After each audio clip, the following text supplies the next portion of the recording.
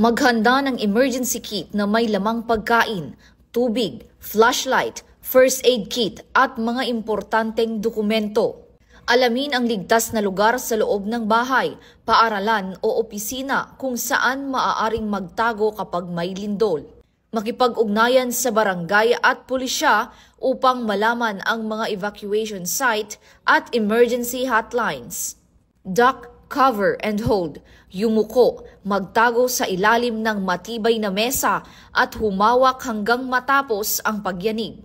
Iwasan ang pagtakbo o paglabas agad, lalo na kung nasa mataas na gusali. Lumayo sa mga bintana, salamin at mabibigat na gamit na maaaring mahulog. Lumabas ng maayos at magtungo sa ligtas na lugar kung ligtas na. Iwasan ang paggamit ng cellphone o kuryente kung may mataas na gas o nasirang linya. Makipagtulungan sa mga pulis at otoridad sa pagpapanatili ng kaayusan at pagtulong sa mga nangangailangan.